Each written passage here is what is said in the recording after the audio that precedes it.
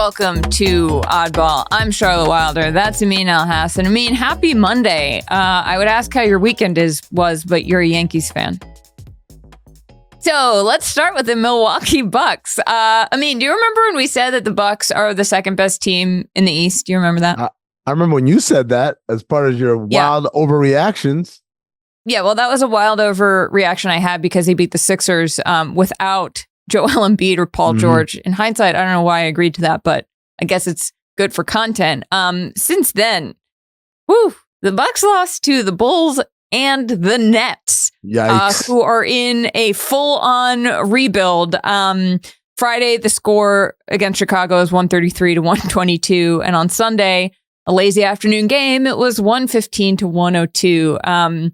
This was Jordi Fernandez's first win as a coach in the NBA. He's now the coach of the Nets. And he talked a lot, Amin, about how he wanted to put the full court press on. Like the press was huge.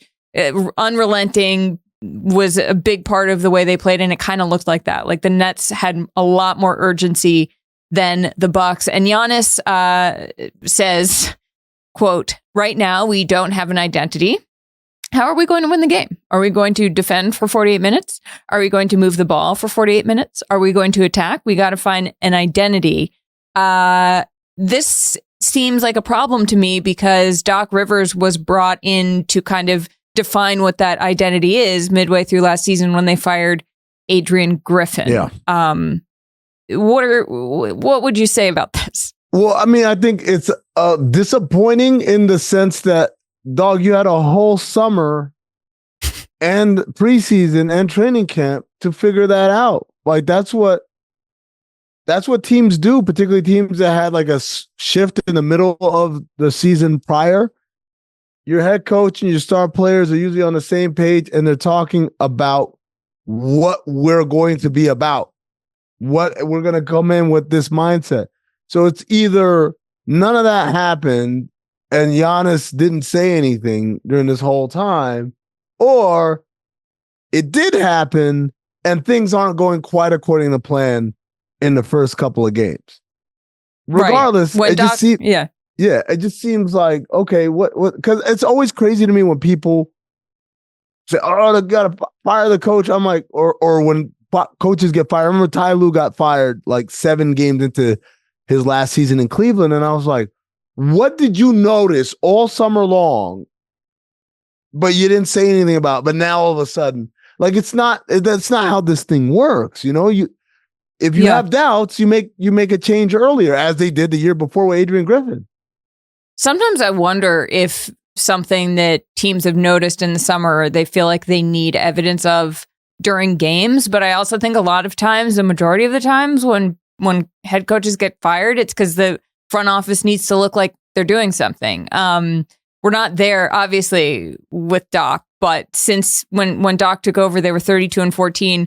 Since he's arrived, the record is 18-21. What is the thing here, Amin, that will mean it's time to push the panic button? Well, I mean, look, Adrian Griffin didn't get fired because the record wasn't good. Adrian Griffin got fired because he lost his locker room, and you don't get that back. You got to go find a new locker room at that point. So when you talk about the Bucks and like when it's too early to push the panic button, I think this is definitely too early. But typically to say, like, this is both the eye test people and the stat people all agree. It takes about 20 games to figure out what a team is, like barring injury or suspension or something. And by the way, we got to point that out. Chris Middleton has not played. He's not expected to play in these first few games because he's dealing with an injury. So that impacts, okay, is this who the Bucks are? You kind of need Chris Middleton, what he does on both sides of the floor, to kind of help facilitate all this. But at the end of the day, about 20 games before you say, okay, this is who we are. If we're 11-9 after 20 games, all right, man, like maybe there's something going wrong here. But 3 games is just, even 3 games with 2 losses to 2 terrible teams is just way too early to sound the alarm, unless you had an alarm going all summer long interacting with this coach. And if so, probably should have said something sooner. Maybe he did. Well, I guess we'll find out in the weeks to come. Yeah. Fascinated to see how this all unfold in Milwaukee. We're going to go to the West now, to the Lakers. Their last game was a comeback win over the Kings in the second leg of a back-to-back. I mean, LeBron finished with a triple-double, and I watched this, and it blew my mind. It doesn't, because it's LeBron. I'm expecting it. And at the same time, as I get older, what LeBron is doing, like 2 months away from turning 40, is absolutely insane. He had 16 points in the fourth quarter, finished with 13 points, 14 rebounds, 10 assists. And I think JJ Redick, coach of the Lakers himself, said after the game, this is where I think his podcasting origins come through, where he was like, it's just insane, because that is literally what I would have said about it. I mean, it just seems, I'm like, how are we watching this? Really? Like, you think he needed the podcast in order to say that? I think that I do. I think that his sitting there and shaking his hand, being like, it's just insane, man. That sounds very like I'm used to talking to the people through a microphone. Yeah. In an alternate universe where JJ Redick was never a podcaster, when asked that question about LeBron's performance, he would have gone,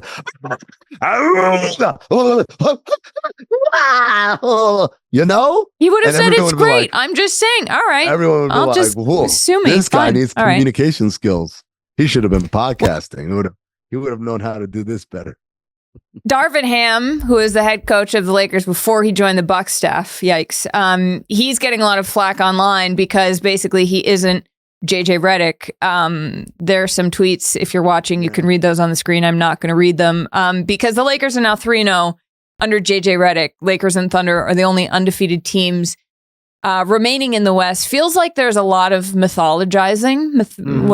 Did I say that right? Is that how you say it? Mythologizing? That's how you say mythologizing. Yep. Sounds like the myth of JJ Redick is already taking hold in Los Angeles. Baron Davis tweeted that he ran into JJ at the car wash where he had his laptop out watching film. Baron tweeted, "Players coach, Lakers in great hands, #dedication."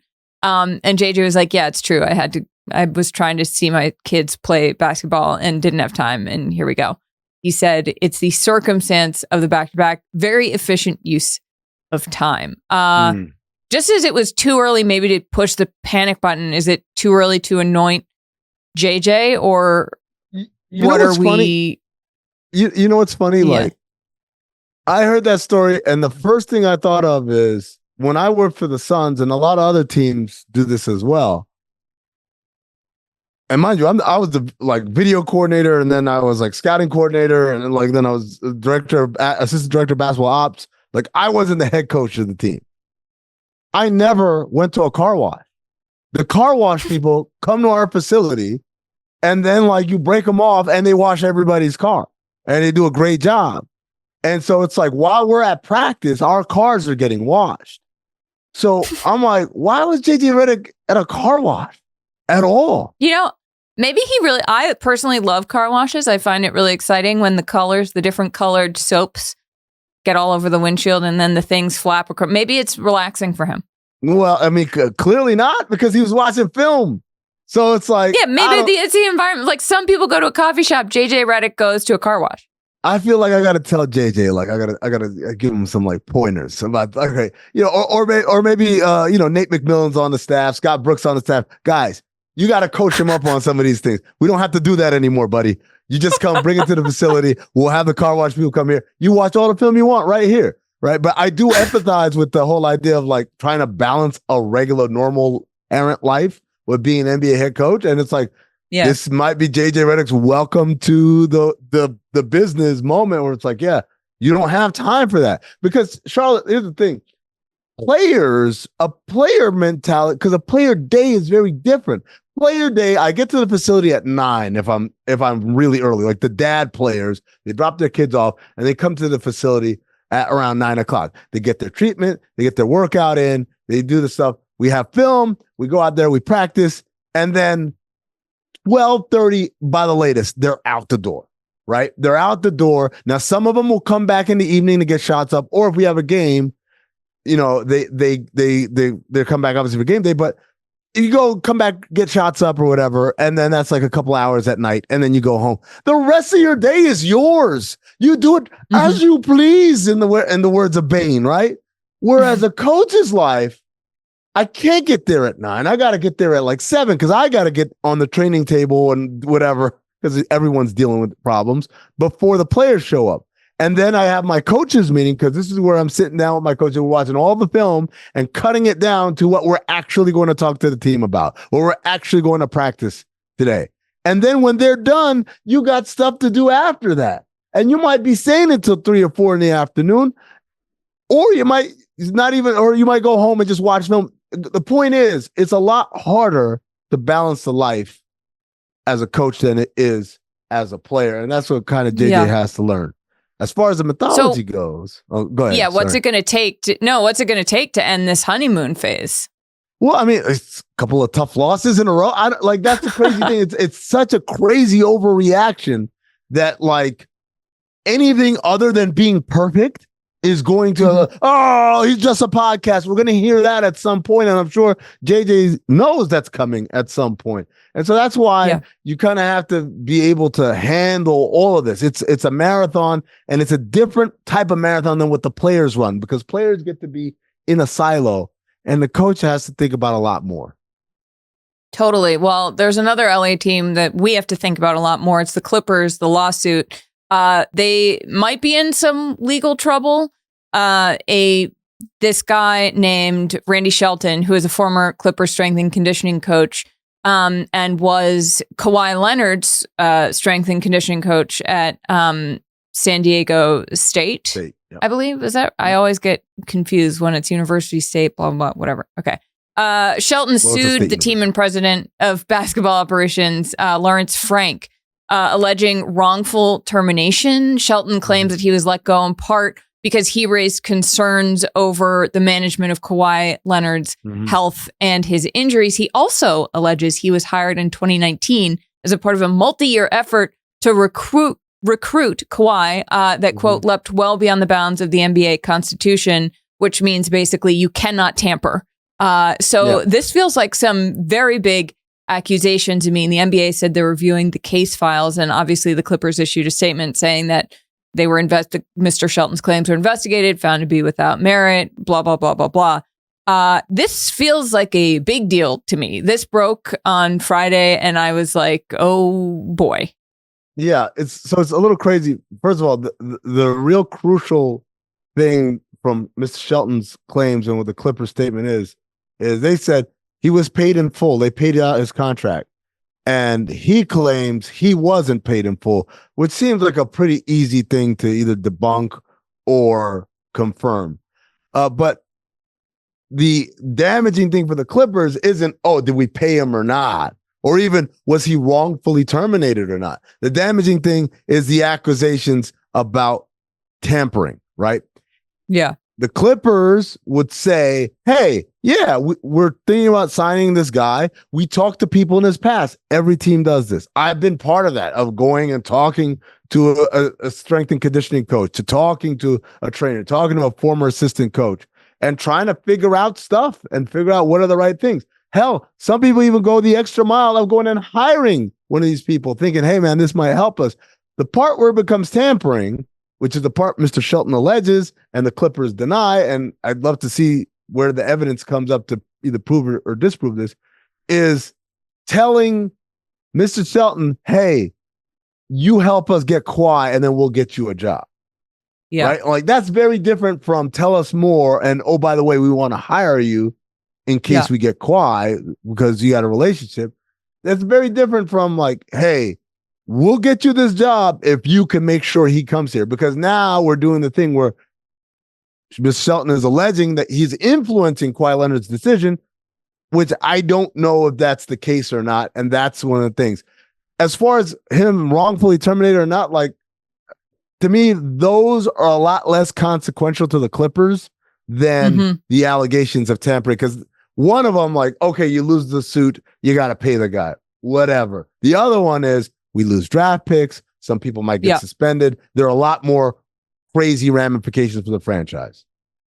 I think, it's funny. This sort of made me sad for Kawhi. Shelton alleges that they were mishandling his injuries. He has a degenerative knee. And I know that it's not like, Kawhi wasn't told about this. Obviously, he was aware of what was going on. But there's something about lawsuits like this that sort of, lay bare to me like the machinations of pro sports in a way where we don't see what could potentially have been wrong until a suit like this is filed. You know, Mr. Shelton said that he thought Kawhi should have sat out 2 years for the torn ACL. And obviously the Clippers weren't happy about that. Who knows like what Kawhi felt about the whole thing. But this lawsuit combined with how Kawhi's face has looked when he's been sitting on the Clippers bench, I'm like, here's this generational player whose body is, there's just something about it that I was like. To be fair, his face looks the same, like whether he just won an NBA title or. Yeah, you're right. Okay. That's Boardman. Boardman does get paid, spelled Bored. No, but I don't know. It's going to be interesting to see how this plays out and what is found to be, true or not in court. But when we come back, a weird statue and hot streak, which is our new game. Stick around.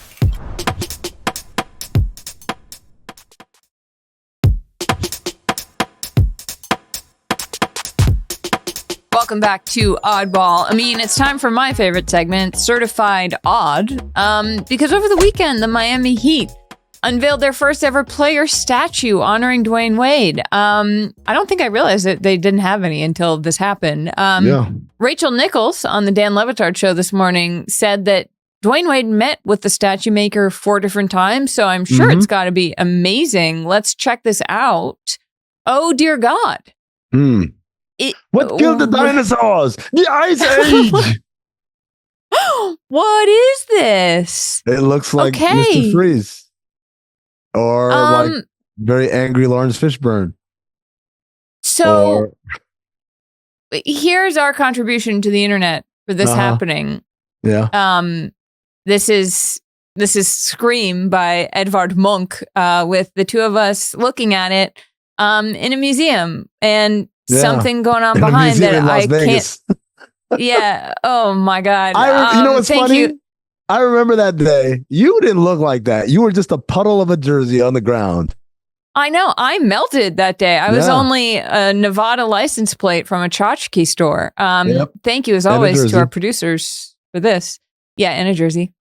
So our Certified Odd checklist, I'm sure you all remember that we debuted a new advanced statistic model that uses qualitative analysis to measure NBA events against an oddness threshold. Blah, blah, blah, blah, blah. So here's a checklist. Is it... Gonna have to zoom that thing in for me. Guys, we're too old for a font this full small. Screen, baby. No one needs to see my face as I squint. Is this unprecedented? Not Could bad. this have only happened to this team, coach, or player? Is this unique to basketball? Would you be shocked if this happened again? Are you still confused? All right. I don't know. Okay, to be honest, let's go question by question. All right. Is this unprecedented? Sadly, no. There's shitty statues everywhere. Who could forget Cristiano Ronaldo at the airport in Portugal? Closer to home, have you seen the Dominique Wilkins statue in Atlanta? Because I just saw it today, this morning. Someone sent it to me, and I could not stop laughing. He looks insane. Look, I think it's got to be much harder than anybody realizes to make bronze statues. They also always look very toothy. Like I noticed the teeth on bronze statues before anything else. It's not unprecedented. Every time you say bronze statue, I think you're saying like LeBron statue. Like he doesn't have one yet. But when he does, it's going to look funky. The second item on this checklist is, could this have only happened to this team and or player? Obviously not. No. We just mentioned some examples. Is this unique to basketball? Also answer that. No, it's not. All over the world. I mean, I wouldn't be shocked if this happened again. Would you? No, I wouldn't. I'm kind of expecting it. Yeah, and I'm not really confused because I think the bottom line is that bronze statues are just bad. So wait, are we surmising that this is not odd? Yeah, we are. This is not odd. This is in fact very normal. Is it odd in that it doesn't look like Dwayne Wade? Maybe. His reaction, I mean, was incredible, where he's just like shaking his head at his friend. No, but like, all right. So what Rachel said is corroborated by pictures on Dwayne Wade's own Instagram feed of him there with the mold, the bust of it. And I thought, well, maybe the clay version looked more like him. And then in the bronzing process, it looks different. Nope. It looks awful there too. I'm like, what was he? He's feeling polite. He didn't want to say no, or maybe that's how he looks in his head. Maybe when Dwayne Wade looks in the mirror, that's who he sees. Good Lord. Okay.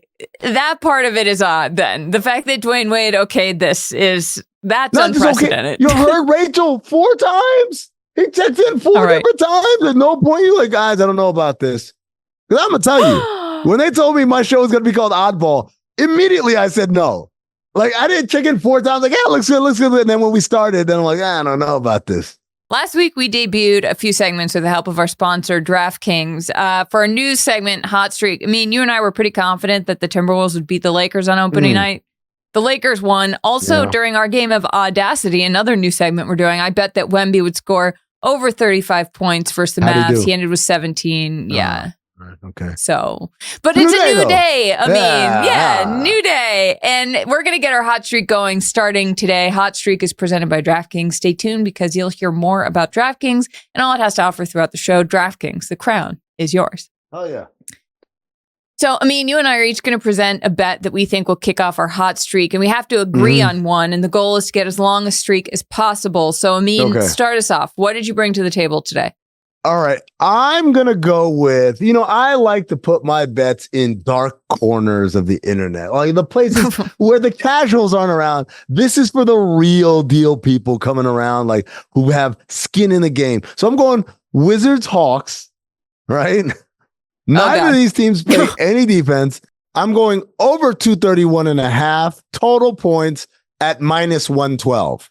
I feel like that's a pretty good one. Mine's a little bit of these are teams that are supposed to be good, the Knicks and the Sixers.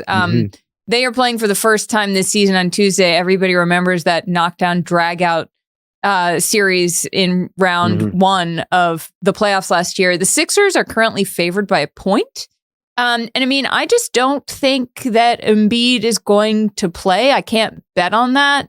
Also, the Sixers have looked pretty discombobulated at times. There was one section of the game where just like nobody could hit anything on opening night. So I think I'm going to do something crazy. Is this crazy? I don't know. I feel good about it. I'm going to take the Knicks +1 at +110. What do you think about that? I'm not mad at it. Like the Sixers have already switched their starting lineup like a couple games in. They brought Kyle Lowry and Caleb Martin into the starting lineup after those guys started the season coming off the bench. They're trying to figure things out. There's no, Joel Embiid. There's no Paul George. They are in a little bit of a funk. I'm kind of surprised the Knicks are +1. I know we can take the Knicks +1 at minus 110. So I think we'll give this a shot, and I think that this might be the thing that kicks off our hot streak. I also think that the Knicks are starting to, I mean, they won against the Pacers, although Tyrese Halliburton had a classic Halliburton can't hit anything game. So yes, he did. I don't know. I feel like they're starting to gel, and I don't think even if Embiid and Paul George were to play, I mean, like they haven't yet. So there would be growing pains. Yeah. And in the meanwhile, I'll be watching Wizards Hawks like, on Monday night, like, is this the one? Is this the one? And then if it comes out happening, I'll be like, see, I told you guys. Because that's how you do this game, ladies and gentlemen. You pick something, you go with the other thing, and then you hold on to if your went right, then you say, I told you. And if it didn't, we don't even remember it anymore. All right. That's it for Oddball. See you tomorrow. Michael Jordan is the GOAT. Amin, what's your go-to karaoke song? Oh, You think I have one go-to song based on like 7 different factors? I can go so many different ways. Number 1, you've got to have a song that's not long. No one wants to be there while you're singing Purple Rain for 15 minutes. Number 2, it's got to have easy, proud participation points. Just a city boy and everyone else born and raised in South Detroit. Number 3, you got to know the lyrics. No one's here to see you read. Number 4, you can't be too good of a singer. You go start a cover band or some. Number 5, you got to know when to pull the cord. You look at the DJ and do this. Number 6, it's a performance. You'll never find. I'ma buy you a drink, and then let the car go. And then it's nice to have background singers. I'd heard that entire spiel before.